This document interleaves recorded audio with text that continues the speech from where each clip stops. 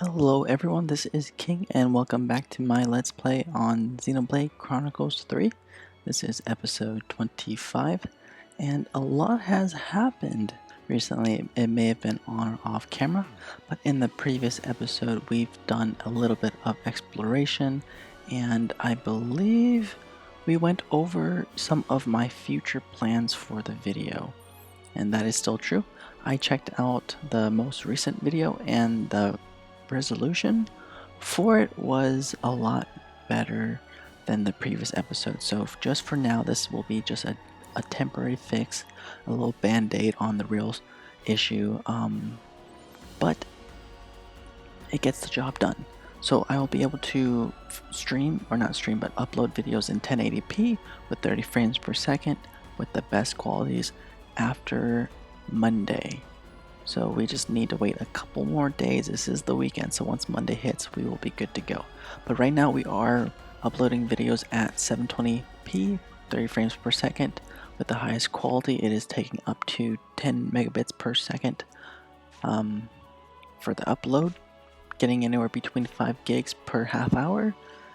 And I have a small amount of space, so I will be having to scrub through a lot of recent videos and like deleting them as I go along. So again, just bear with me. But when I was off screen, I took the liberty to kind of just mess around and level up my class.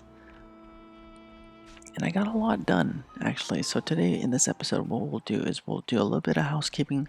Again, I know that it's my favorite thing to do at the beginning of the episode, to go over what I did, and from there we'll continue with the story. It's about 1,000 meters north. We should be able to get this done within 5 minutes. So let's get to it. Okay, so today I did this off screen, but I got all the characters' classes to at least the third. Well, I got at least the third character's selection unlocked, so everyone has at least 3 choices besides the healers. But everyone here has at least 3 choices. Lance has 4. He's been leveling up pretty quickly. So as you can see, I've been busy.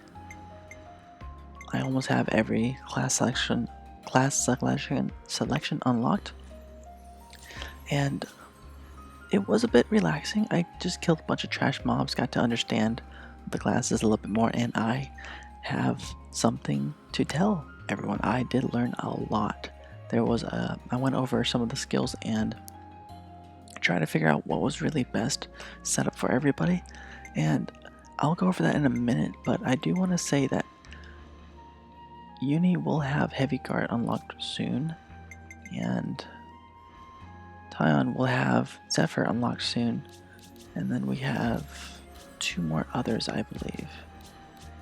Here we go. I think I already went over Uni. She's gonna have Sword Fighter and Heavy Guard soon. So I wanted that to be caught on camera because it has a little icon that shows above their level. I believe it's to the left corner right there, and it looks really cool. I really liked it, and I wanted you guys to see it too because I thought it was really neat. So once we're done, we can actually get that to rank up to the next level and check that out. Or we can just probably progress to this next story. They might have a story battle, and I'm sure that'll give us plenty of experience. I think we might just do that. But just to go over some of the things I learned, one was in particular the stances.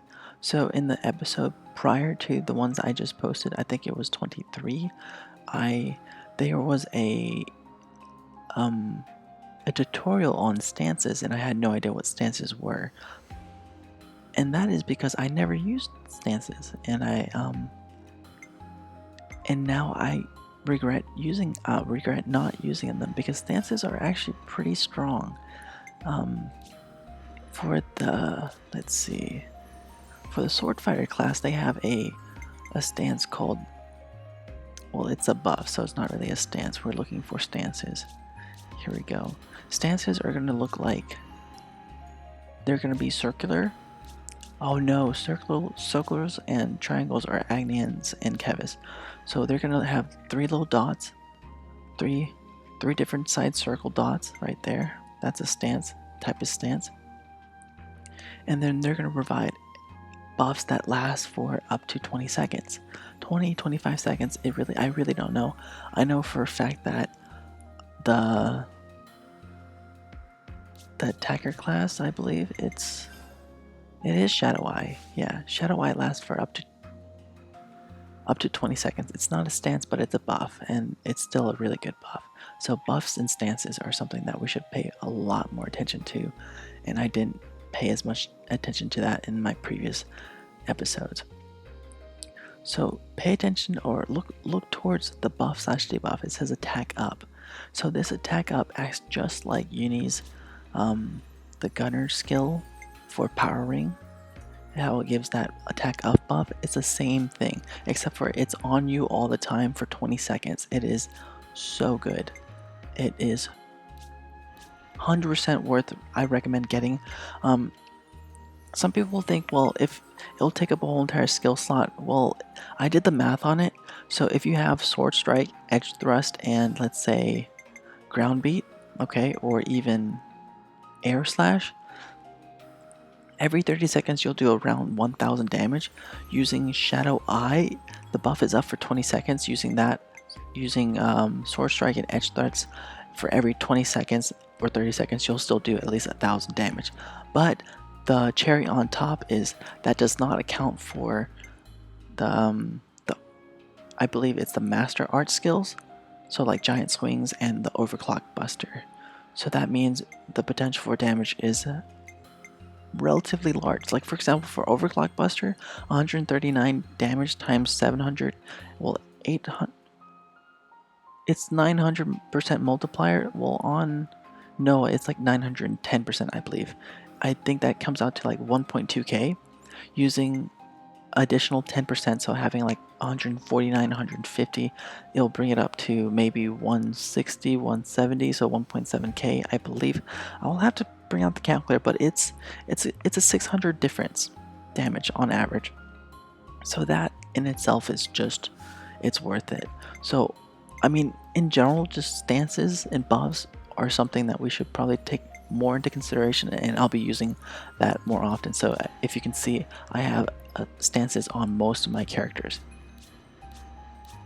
Most of them, except for maybe my healers, they don't really have any stances or buffs that they can use. At least I don't think so. Yeah, they don't really have any stance or buffs that they can utilize. Except for maybe the set fields, but we're not really, that's not what we're wanting. So we have Invasion up here for the Power Ring.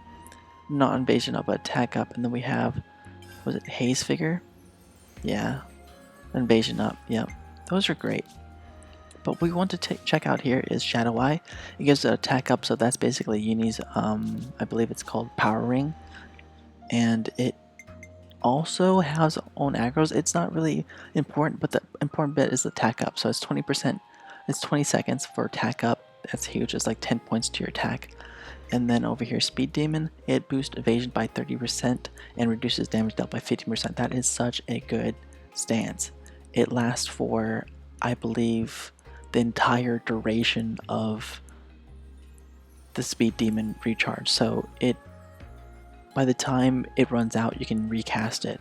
So essentially, you can have evasion up by 30% the entire fight, and your damage gets reduced by 15%. So just to pull out the calculator and check that out, if I have a agility tank and he has a 67% agility, using that boost evasion by 30%, let's see, we got 67 times 30% plus 67. He's gonna have like an 87% agility. We can get our agility almost up to like 100. If it's on Mio, it will definitely get up to 100. So just having that on all the time, it's insane. Then she's gonna have, let's see. Oh wait, she's not even the stance tank. Who is the stance tank? She is the stance tank. So that's weird. Do we not have? Oh, okay, yeah, we don't need any. But if you wanted to, we can have arts that, you know, evade enemy attacks at the cost of lower crit. We're not going to use that though. So we have guaranteed evasion Also, the Gemini Strike is a guaranteed evasion, so you evade attacks as you're using it. So you have that. You can use Gemini Strike, or you can replace Butterfly with, I think it's the Wide Slash. I wouldn't do that because I'm using the Butterfly Slash to recharge the Speed Demons and Glow Rings. So what I'm doing is the Butterfly Blade has such a low recharge gauge that you can constantly spam Butterfly Blade. And the purpose is not to spam it, it is to have the animation cancel. Because if you animation cancel, it'll recharge Glow Ring and Speed Demon super fast. So that's why it's such a good stance. Solid stance here, it reduces damage taken by 25% and damage dealt by 25%. That in itself isn't too bad because the I believe it's the Heavy Guard has one of the highest attacks out of everybody. It has higher attacks than the Sword Fighters and then the Ogres. I think it actually rivals the Ogres, either that or rivals the Sword Fighter. So having a 25% reduction on attack there, it's not that big of a deal. Plus I have a Silver Belt which increases the attack by 25% anyways, so having that on basically negates this buff, I believe, unless it says damage dealt, and then this one is boosts your attack by 25%. Well, overall they still add up to the same number, so it doesn't really matter. So having solid stance is really good, really good. Maximum voltage is another one. It makes all your attacks become unblockable and boosts your damage by 20%. It's insane. It's if it's damage dealt by 20%, it's basically, if it's boosted by 20%, it's basically like having a silver belt, I believe. Let's see. So boost attack by 25. Yes, so it's basically like having a free accessory slot of a silver belt. Same thing. It's very good. Like, that's 100% recommended. Ever since I did the testing on the numbers, I just fell in love with it. I will constantly be using stances and buffs moving forward. They are just awesome. I think blowdown and knockback are also good. Good things to have, and I think I have that on the ogre. So we're gonna have right here. So knockback is good. Then we have, who else has knockback? Here we go. So the giant swing gives you knockback. It's just, I don't know if it interrupts the enemy from using a skill, but it does make them face you for a little bit, so I assume it does. That's my assumption. I do want blowback, but blowback requires positionals for you to have, or for you to be facing the target. So in all honesty, I think it's only good if you don't have positional. So let's see, boost. Okay, so from the side, hammerhead, but it has such a low cooldown, that's why I want it.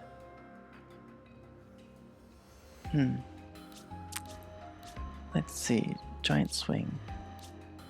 Well, do I get big impact for mastering you? Let's see, giant swing, max. No, I don't. Okay, well, I want to say yes, but I don't know. I'm so indecisive. I want to say yes because knockback is nice. Not knockback, but blowback. It really does interrupt them. I believe it does. I'm not entirely sure what blowback and knockback does. Blowback knocks them up in the air and moves them backwards, but I don't know if that interrupts their skills if they're casting it. Would be nice though. Let's see, I do want to probably, yeah, let's just do that. You know, let's just do that. Actually, no, I'm not going to do that. I'm not going to do that. Because it's... Where is my... Here we go. That's... Okay. So this is based off auto attacks. We want this to be low because then we can use big impact and maximum voltage a lot. Because it'll recharge it. Because if the AI would animation cancel by themselves, I believe they do. If not, the hammerhead's not really useful. But I believe they animation cancel on their own. I'm just going to do knockback. Because I know knockback at least makes them face you, so that may interrupt their cast. I'm not entirely sure, to be honest. It's probably something I have to test out later. I don't want to test that out now. I kind of want to just continue with the story. I did say this was going to be a 5-minute talk. I lied again. I'm so sorry, guys. I'm just... Once I go on a rant, I just can't stop. But just a quick in summary, buffs and stances are very important. Make sure you have buffs and stances on your characters. I know they take up a precious art slot, but it is so worth it. Highly recommend. Alright, am I going the right way? I am. Okay, good. Whoa, visitors! Nothing going. For the classes, I do want to at least get all the classes up to rank 5 and then aim for rank 10. 10 is basically maxing it out right now. We can't go any higher than that, but later on we can get it to 20. But I'm not in any rush to get them to 10, but I am in a rush to get them to at least 5.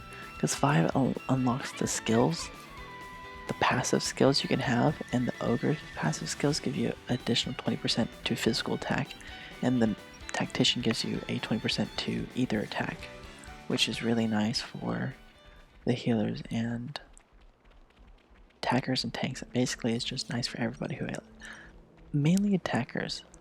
It's good for the attackers and it's good for the heavy guard that has a negative 25% attack due to its stance. So basically it can just negate that. And then on top of its, if you put a attack, I think a belt on it, where it gives you additional 25%, you're still above the threshold. And like I said before, the heavy guard has one of the highest attacks, so it's not really affected by that stance. It looks bad, but it's really not that bad. You have a lot of accessories that can counter that minus 20% attack. It's the plus 25% to defense. The reduced damage is what really matters. Like if you put that on a evasion tank, 90% of the time the tank will be invading all attacks, and the 10% of the time that it actually does take damage, it's only taking 75% of the total damage. So if it's 30, it's only taking, I would say, instead of 16, maybe 20, 21. So half of 16 would be 8. 16 plus 8, I would say 6, 7, 8 plus 3, 5, 6, 7, 8. I think it's 18. Wait.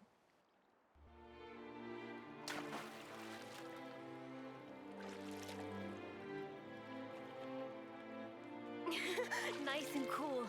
Thank the clock.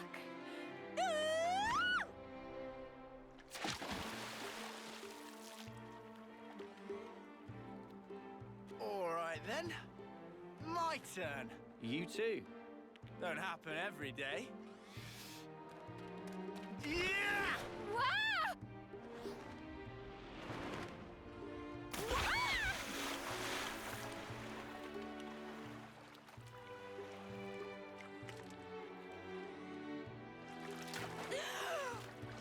You muppet! Never do that again! Come on. You're already soaking wet anyway. What difference does it make?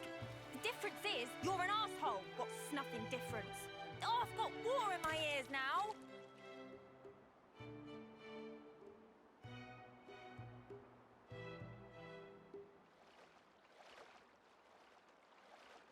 Staying here, are you? I've got something to take care of. I'll send it to you now. A map? From the survey branch. Annihilation events occur frequently here. Annihilation events? You mean...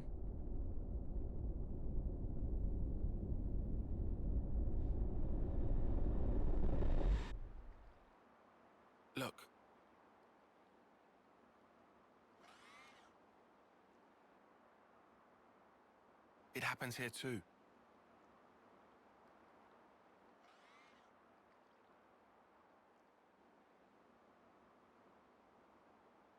Given our route, we should take the safest way possible. Very cautious of you. It's my duty to be. Thank you. Sure.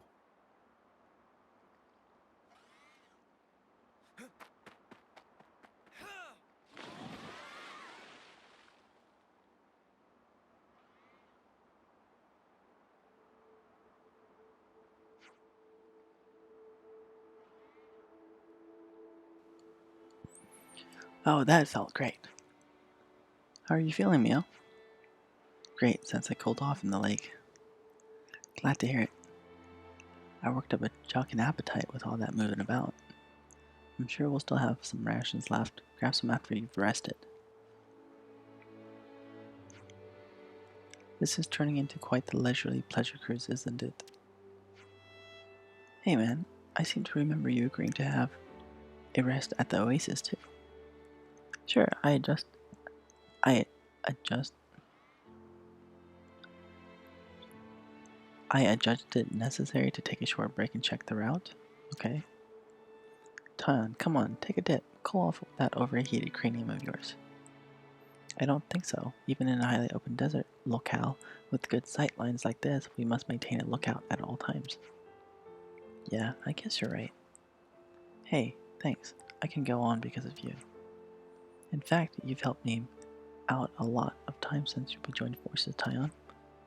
Yeah, dude. If it wasn't for you, I don't know if I'd still be in here in one piece. That's what I'm here for, to determine the best course of action, tactically and strategically. Hey Tyon, do you think you could tell us the way out of this desert then? Naturally. We bear further south into the Rabbi Flats. Sounds like another massive hike on foot.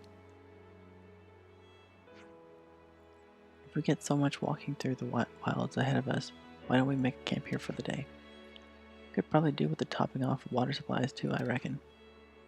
Not a terrible line of reasoning, however. Tyon, we've been hiking through a wasteland for a while. You need to rest. Same as the rest of us. Didn't you admit as much just now? And what's more, I'm starving too. Atta girl. Manana's tummy hears someone talking about food. Riku, Manana, where did you get to? Went on a little search for tasty treats. Since we now at Lush Oasis, morsel even tastier than packed ration can be had. Tickle of taste bud make chuckle in heart and soul. Good for morale, good for mood. So Manana will keep eye to ground in search of ever tastier treats. So you're gonna be cooking something up for us, huh? Correct, muchly. Manana is a total diva when it comes to cuisine, I can confirm. But bland cuisine take 2 hours to make, and meanwhile, please endure hunger with patience, like well-behaved soldiers. What? The spark 2 hours? Nothing's worth that kind of wait.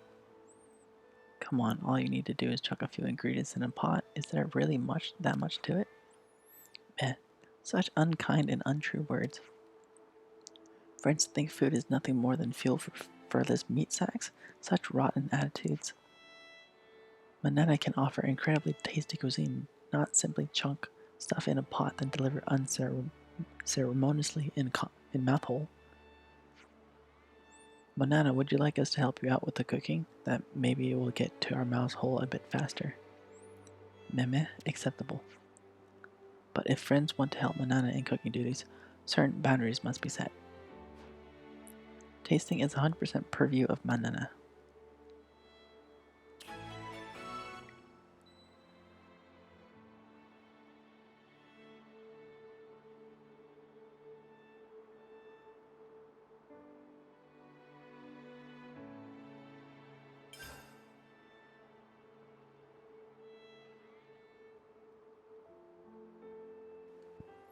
Alright, there we go.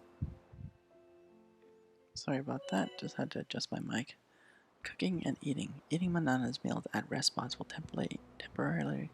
temporarily increase the XP and reward you receive from winning battles.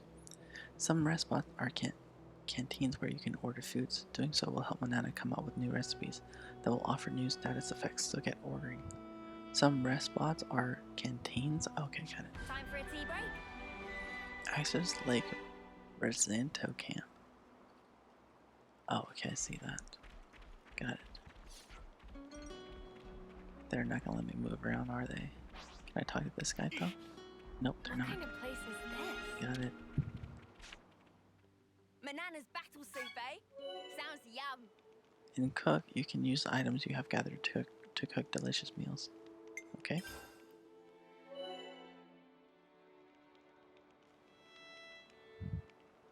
Meals you can make are listed here with the required ingredients on the right. Select Manana's battle soup. Okay.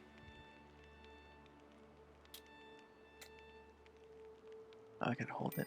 Alright.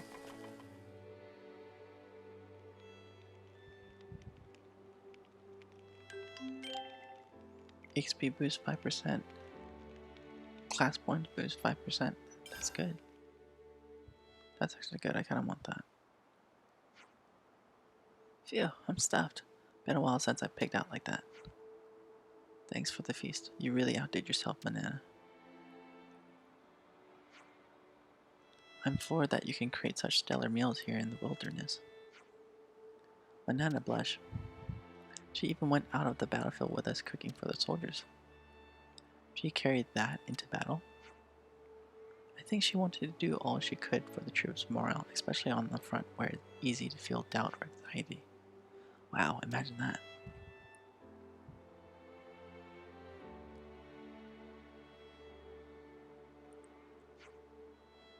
But Manana also enjoyed travel with Mio and friends.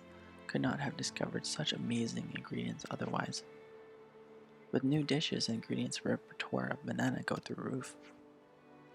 By the way, what do Rico do on Team of Noah and Friends? Rico provides support across board, in other words, do everything. Biggest talent lie in the maintain of power frame, also Gemcraft. You're pretty spectacular in your own right. Now that we can no longer rely on our colonies for supplies and improvements, he should indeed be an indispensable asset. Friend, want to see master trick of Riku? Yeah, totally. Show us. At this very moment. Riku cannot. Mate, you can't just pull the rug out from under our feet like that. Riku just not able to do on sudden command. To make gems require gathering of suitable materials first. Hey Riku. Yes? Up until now we've just relied on you for all our repairs and maintenance. But thinking about the road ahead, I wonder if it wouldn't be better if we were to learn to tweak our blades ourselves. Yeah, that. Memmer. It's not a thing that can learn just by snapping fingers. If it is possible though, I'd like to learn too. And me as well. Meh, fine, Rico Cave. We'll show you a way of gem crafting to friends as special exception. First, have to collect materials like said. Rico noticed Aspire during earlier jaunt through Rykoth Wellspring. We'll need glaring eyeballs from that. Okay. Manana's cooking can temporarily improve the party's experience in gold gain, item gathering efficiency, etc. Okay. Glaring eyeballs. Really pumped for the past while. Well, before we continue that, we're going to end the episode there. In the next episode, we are going to collect some glaring eyeballs and learn some gem crafting from Riku and continue this main story quest. So I'll see